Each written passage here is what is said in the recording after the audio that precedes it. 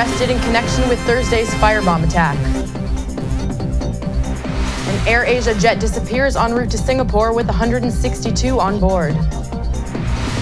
U.S. Congress warns UN against taking over peace process. And Iranian media reports Hamas leader will visit the Islamic Republic.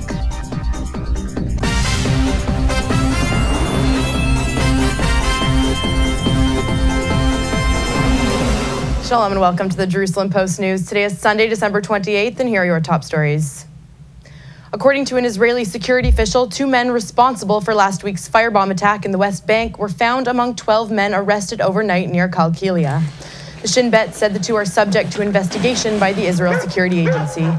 They said one of the men is suspected to be responsible for throwing the firebomb and the other of assisting him. The arrests came after an attack on Thursday in which a firebomb was thrown at a private vehicle in the West Bank near Ma'aleh Shamron, leaving 11-year-old Ayala Shapira with severe burns and her father more lightly injured.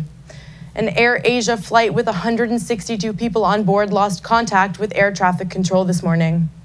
Indonesian officials said the flight went missing after the pilots asked to change course to avoid bad weather during a flight from the Indonesian city of Surabaya to Singapore.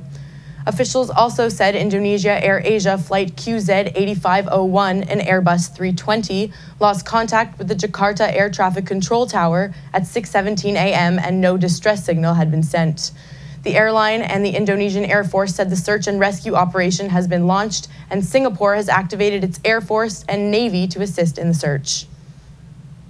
Visiting U.S. Senator Lindsey Graham held a joint press conference over the weekend in Jerusalem with Prime Minister Benjamin Netanyahu and vowed to take all measures to ensure the United Nations would not take over the Israeli-Palestinian peace process. The United Nations and the Congress, you will see the following. There will be a violent pushback if there's any effort by the UN Security Council to set the terms of peace negotiations, avoiding direct talks.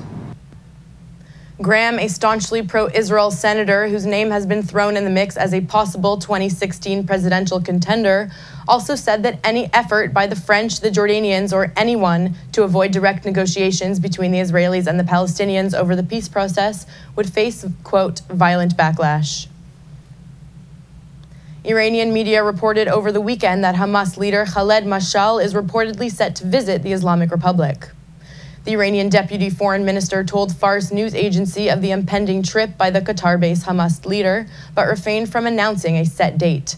Hamas has denied previous reports that Iran invited the Islamist group's exiled leader to Tehran amid a rift between the two over the Syrian civil war that started more than 3 years ago. The Iranians suspended their ties with Hamas after the Islamist movement refused to support the regime of President Bashar Assad.